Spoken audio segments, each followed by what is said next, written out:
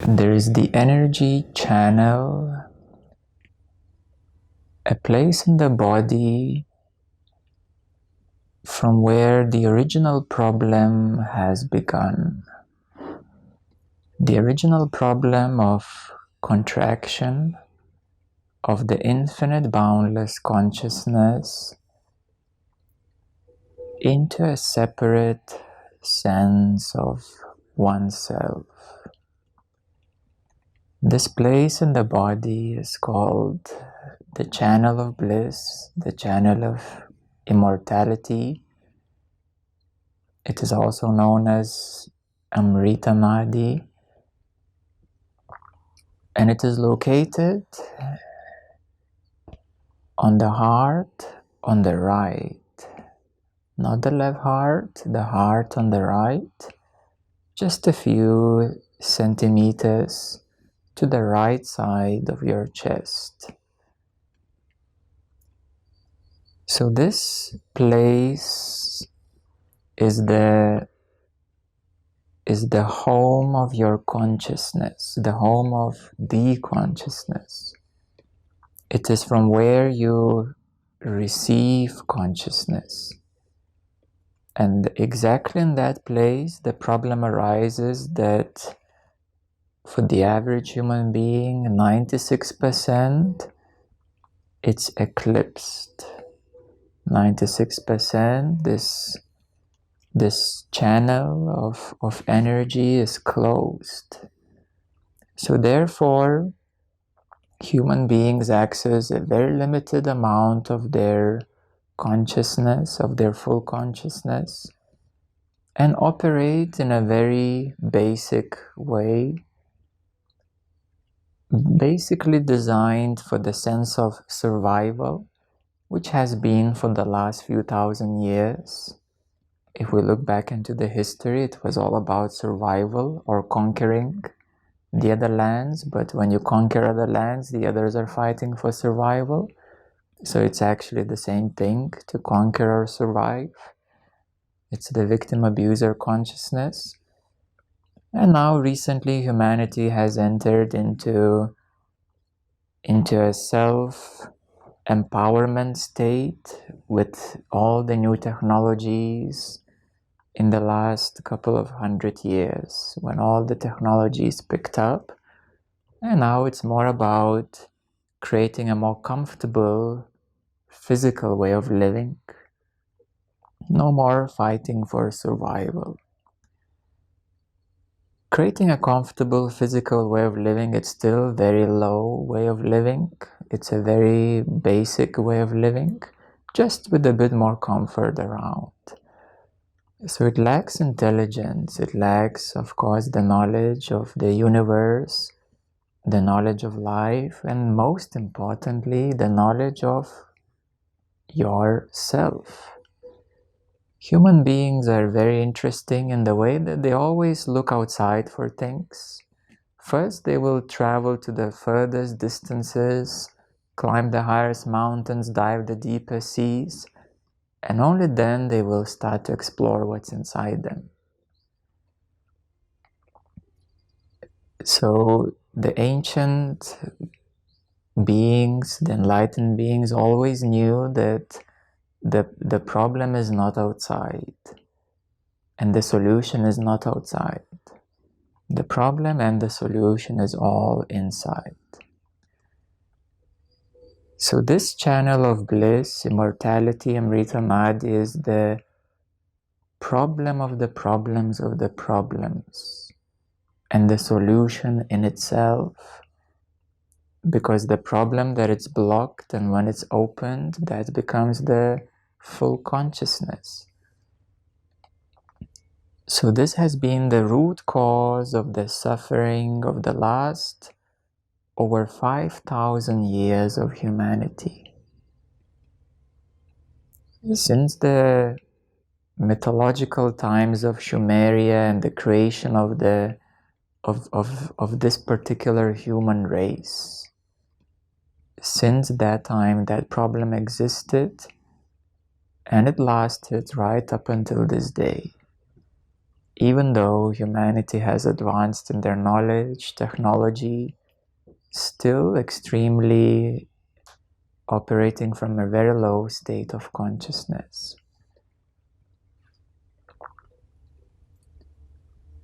So the magnitude of this problem is historical, or is beyond historical. It's the root cause of all suffering on earth, for humanity particularly, because animals are fine, the flowers are fine, the clouds, the nature are fine, everybody's fine, but it's humans that are suffering and creating suffering for others, for animals, for the nature, for environment, destroying the environment. So there is evidently something wrong with humanity. However, still nobody really questions that. Still the idea is that maybe the next president will fix some things in your life. Or maybe the new technological advancement will fix your life. Maybe we need to implant some chips in our heads to be more smart, or maybe we need to become half cyborgs, and that way we will find happiness. It's not the right direction. It's not more information that is missing in one's head. It is the actual full consciousness which is missing, which then brings the light to the brain and the nervous system and allows to access all needed information that one truly needs. And then, of course, there is relative information, factual information, educational information, but it's secondary information. So humanity is still not looking at the primary cause, at the primary problem, and the primary solution to the problem. Even if you would ask most of the enlightened teachers, do you know what's the real problem of suffering of humanity? And we did quite a big research actually on this topic to see if throughout the history and presently, if any enlightened teachers, even do they know what's the real problem? Because to some of them, enlightenment comes, we could say, by accident, or simply by a help of transmission of another enlightened teacher. But they still don't know how, or how did it happen? Why did they become enlightened? What's the mechanism behind it? What problem was removed? So after a research, we also find that not even majority of enlightened teachers know that actual problem and the actual solution. So this is the biggest gap. This is the biggest hidden. It's not even hidden because nobody's even looking for it. Everybody has a sense something is wrong, but nobody's really questioning from where that wrong comes from. So the mind in itself is not the problem. The question is, how was the mind formulated? How did the mind arise? What caused the mind to be a problem? Do you understand the depth of the question? It's not the mind which is it's not the ego the problem, but how did the ego come to be in the first place?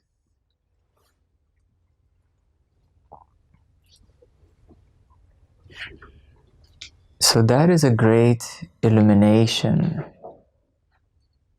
that the actual problem is the initial separation. Now that is already known to some of you, the initial separation. But how did it come to be?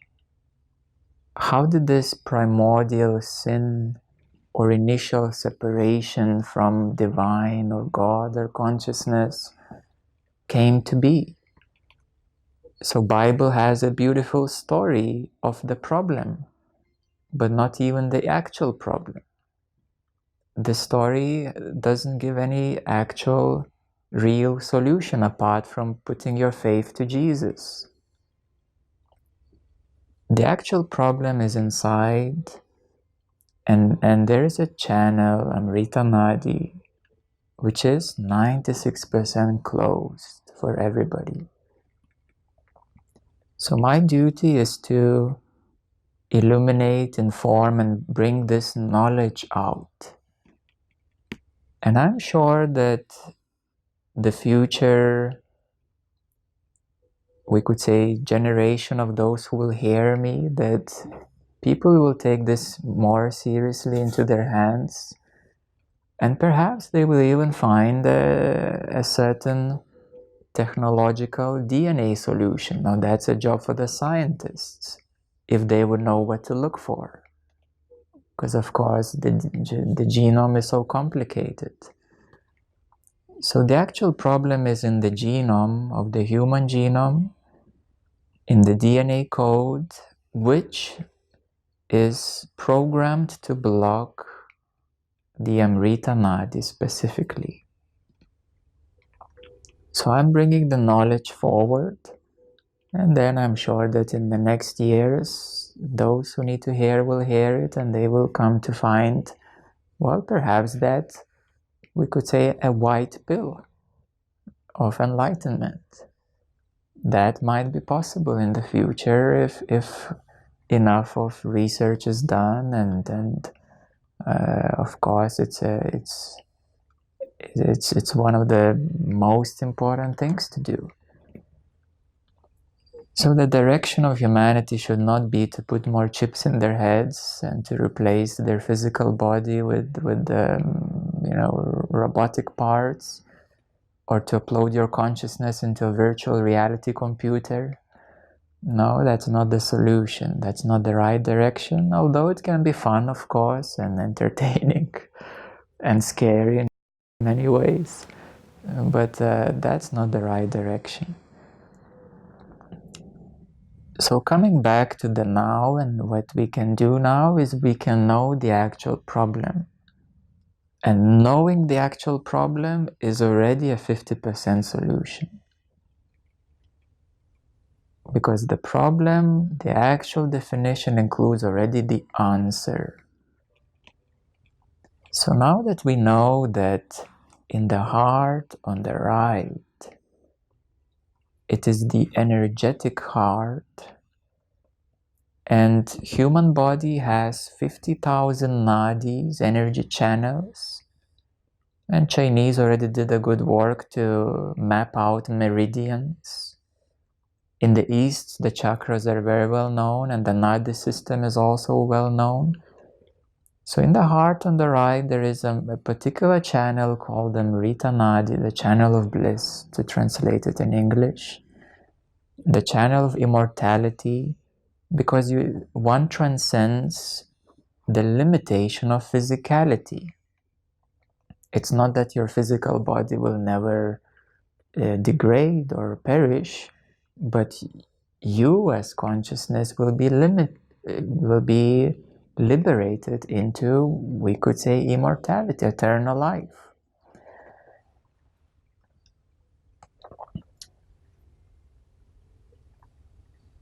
So Amrita Nadi, the heart on the right, this channel is located right here, we could say about a few centimeters from the chest bone to the right. And here there is actually a reversed vortex, we could say, or closed vortex. And what we can apply is a reversed engineered practice. We could say it meditation, but it's actually a practice. It's an exercise. Meditation is only needed for you to connect and be able to control your inner self better, and then it becomes a practice. Meditation means not that your mind doesn't interfere and you have a certain higher degree of your inner control. So only basic meditation is needed to be learned so that you can actually start working on this actual problem. So one needs to direct their attention to this channel. So the first step is to bring yourself into a light meditative state. The second step is to soften your focus in your third eye, in your mind's eye, at the forehead, because that's where your focus is, your attention and focus. All of you are focusing on me now as a lighthouse from your center of your head. So in the second step, you need to relax that center of your head and allow your attention and focus gently be drawn with your breath, with the help of your breath, into the heart on the right.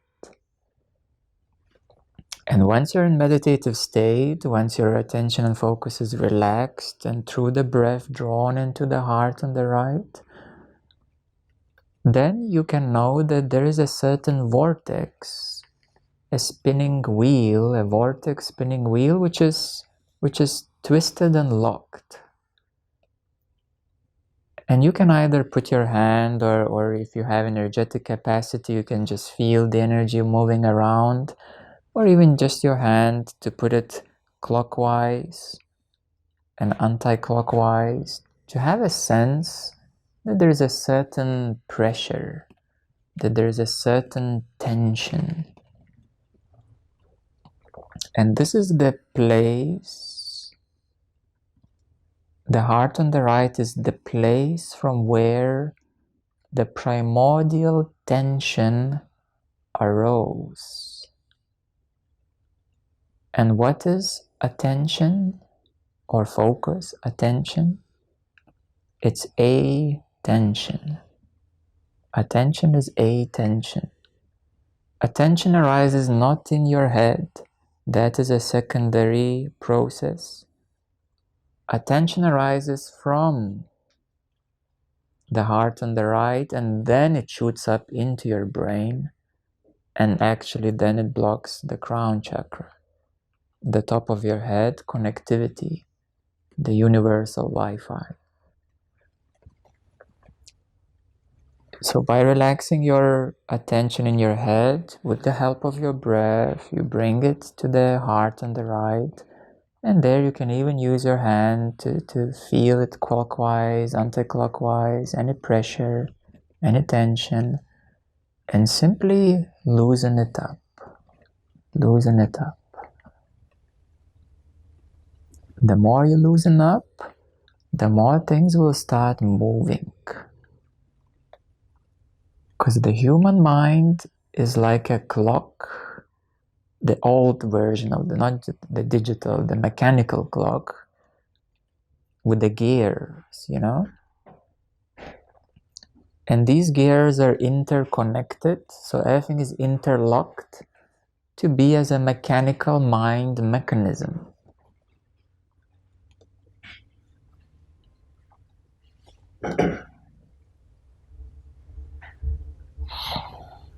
So the primordial tension created the mechanism of interlocking and closing other energetic channels. And through these gears of interlocking, the mind was formed as an interlocked, closed energy system, a limited energy system.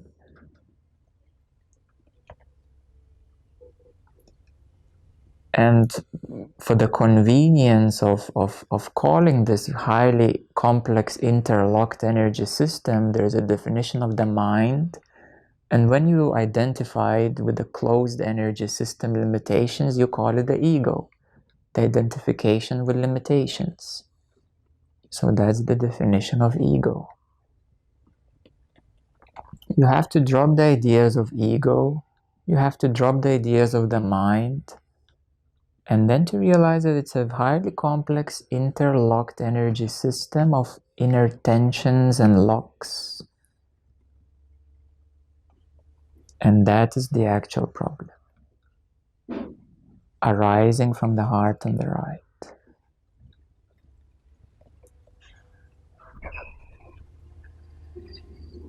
In the West, in the East, they have figured already out the conditionings, the vasanas in India, in Sanskrit.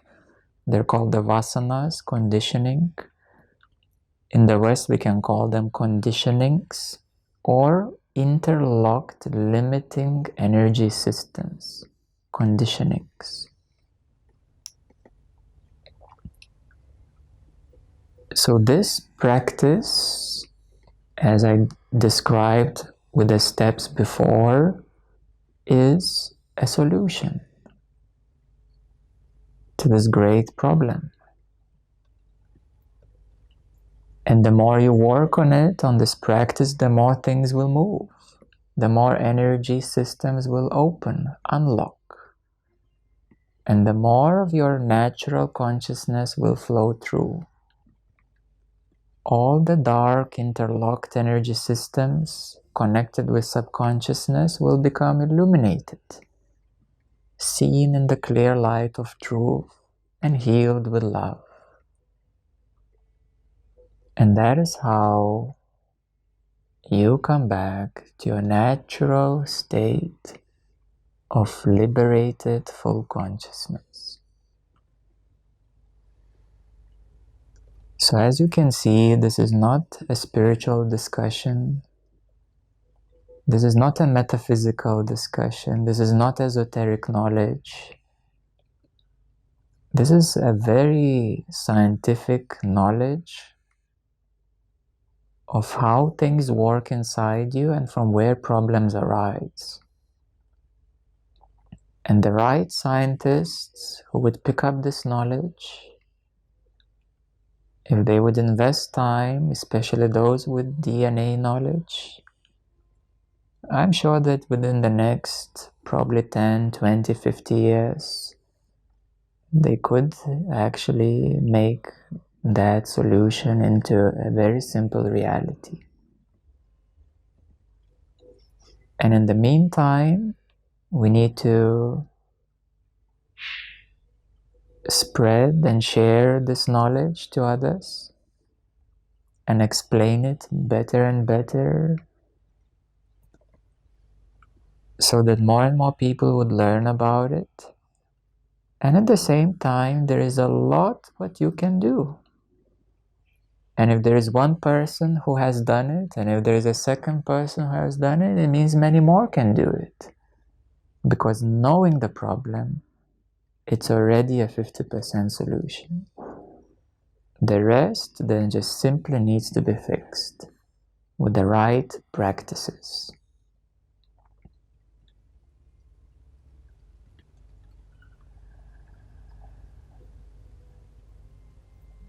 Okay. Questions? Yeah. Do you recommend to do this exercise every day? I would recommend to do it every day. And at the same time, when things move, then you need time to process them, heal and process them. Every day it's an intense practice for those who are familiar and have done it before.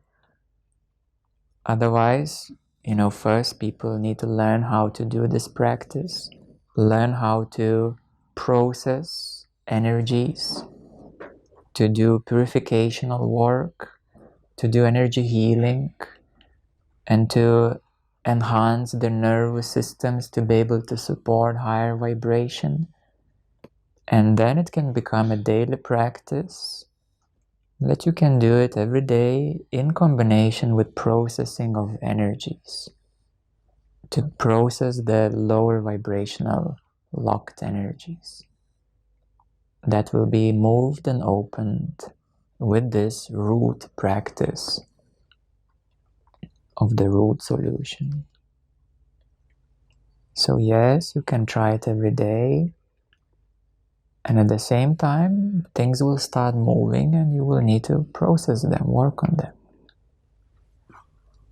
So if I feel I have enough to process, maybe I can wait. Yes, that is a luxury problem. Of course, you're already doing a lot of work, so for you, you're already fully supported in this. But I would still advise to bring more awareness and to play around with it more and more.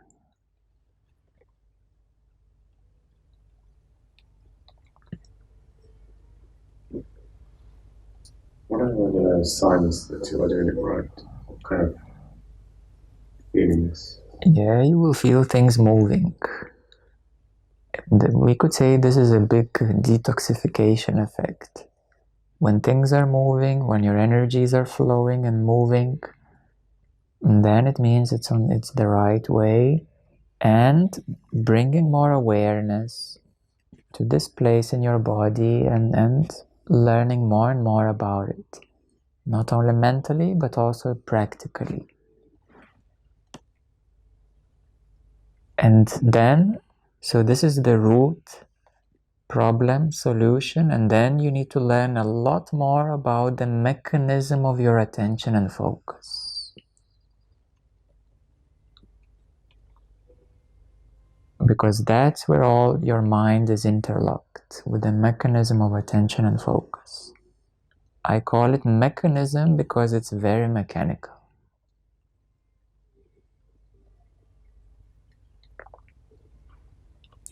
Your attention and focus is very mechanical, the mind is very mechanical, your consciousness is bliss.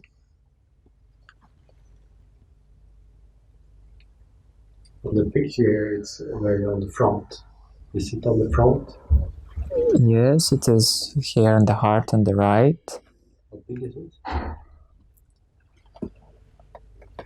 Well, the openness, the contraction is it's quite dense for those who have it contracted, but when it's fully open, it's quite undefined. It's completely open, boundless. So then it's like, oh, it's all open. So that expands will grow. It expands, yes.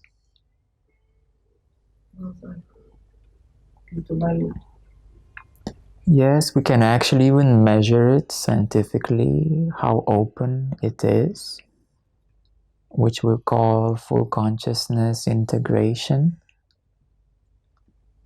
So we can measure it using kinesiology of how open it is and measure your progress. So we are bringing actually scientific facts and science into this. I think we're the first ones in the world who are doing this. The knowledge was brought very vaguely in some Vedic texts. Even in Bhagavad Gita, there was just one line that the heart on the right is the seat of consciousness, but only that was mentioned in it. Of course, nothing more defined than that. And then some sages and gurus throughout the ages were mentioning it some ways. Ramana Maharshi was the first one to bring much more focus, attention to it. And then there was Adida Samraj, a Western-born teacher who has brought a lot more knowledge to it. And now we are the first ones bringing science into this, to understand better the mechanics of it and to actually measure, using a scientific tool, the openness and your progress of your Amrita Nadi, the channel of bliss, full consciousness. Since the third dimensional matrix has been dismantled now, and this had to do a lot with that enslavery of humanity, created the tension for duality to take place. Wouldn't that now naturally, that implant dismantle while this 5D matrix is being strengthened and it's a new reality coming through? What about these implants who have been implanted? there. That is the deepest of the deepest. First, of course, you need to clear your energy system on the surface. Another layer, another layer. The matrix, your 3D matrix. I am answering your question, yes. So first, according to the levels of consciousness, you know, there are many layers, many veils. The mind is so interlocked that if you would remove this, a person would literally feel like dying instantly. Because the identity is purely with the mind. So that's why you have to take it gradually in steps that the person can actually re-identify oneself in the right way.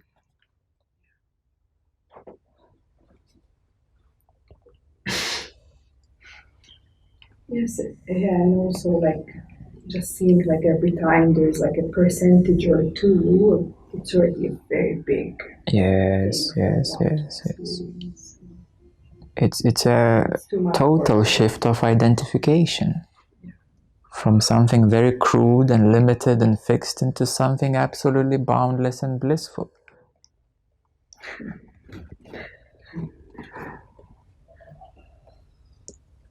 So the speed of this identification, it's of course, again, it's a bit individual of how much one is prepared for it.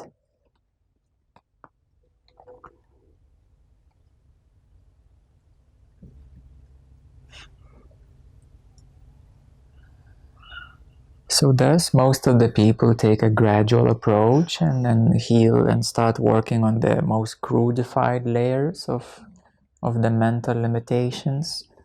And then more and more they start opening. And that is measurable with the levels of consciousness and kinesiology.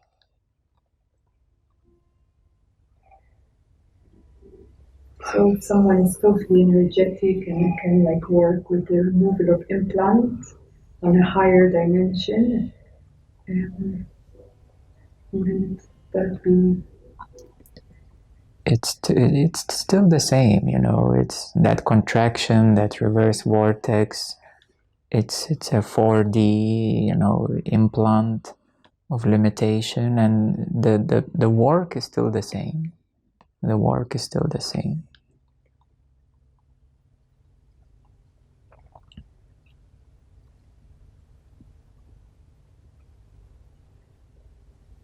I feel like right now, the tension, but then also this block going up, and if I then focus on the Nadi, it's kind of pulls back, and the awareness is more open. Yes, yes, exactly, yes, yes. And it's kind of like it's kind of always come back. Yes, yes. Let me close this.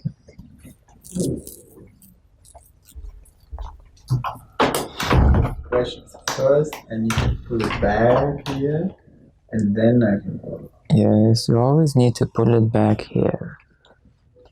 Because these are all side effects. Side effects. Healing effects. Yeah, so you can have all kinds of experiences of the healing. Literally all kinds of healing experiences. Yeah, and you see how confused the people in spirituality are. They focus on experiences. Oh, that was such a nice experience, and what's this and what's that? And these are just side effects of the healing. But what are they healing?